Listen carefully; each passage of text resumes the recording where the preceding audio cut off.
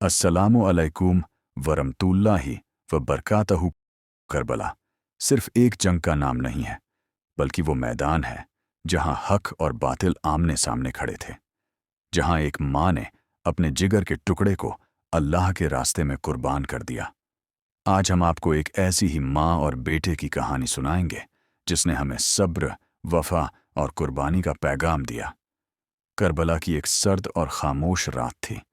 एक माँ अपने बेटे को सीने से लगाए बैठी थी, मासूम बेटा जिसकी उम्र सिर्फ 13 साल थी। माँ ने बेटे से कहा, कल जंग का दिन है बेटा, क्या तू तैयार है अल्लाह के रास्ते में जान देने के लिए? बेटे ने माँ के आंसू पोंछते हुए कहा, अम्मी, अगर मेरा लहू इस्लाम को बचा सकता है तो जान क्या चीज़ है, मैं तो अपनी रूह भी कुर्बान कर दूं। सुबह हुई, करबला का मैदान लहू से लाल हो चुका था। इमाम हुसैन रजिमौत के साथी एक एक कर शहीद हो रहे थे।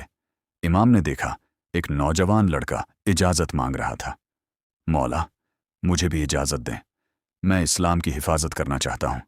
इमाम ने पूछा, तुम्हारी माँ जानती है?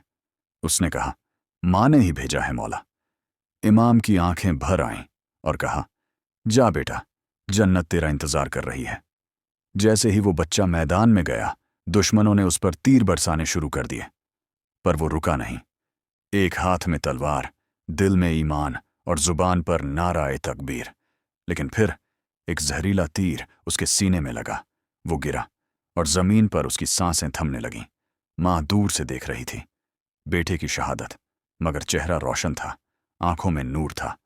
जब बेटा लहूलुहान शरीर के साथ लाया गया, माँ ने उसे देखा और सीने से लगाया, मगर रोई नहीं, बल्कि हाथ उठाकर कहा, ऐ अल्लाह, तू गवाह रहना, मैंने अपनी औलाद तेरे दीन के लिए कुर्बान की है। मेरे बेटे की शहादत कबूल फरमा। करबला के मैदान में एक और माँ ने सबक दिया कि ईमान और सच्चाई के लिए सब कुछ कुर्बान किया जा सकता है। भाइयों और बहनों, ये सिर्फ कहानी नहीं, हमारी पहचान है। आज जब हम मुहर्रम मनाते हैं तो सिर्फ मातम नहीं, उस माँ का सब्र और बेटे की वफा भी याद करें। हमारे घरों में आज अगर बेटा मोबाइल में खोया है, तो क्या हमने उसे हक़ और कुर्बानी का पैगाम दिया? आज अगर हम अपने बच्चों को करबला की ये कहानियां सुनाएं, तो यकीन मानिए, ईमान फिर से जिंदा हो जाएगा। करबला आज भी जिंदा है, हर उस दिल में जो सच्चाई और सब्र से भरा हो।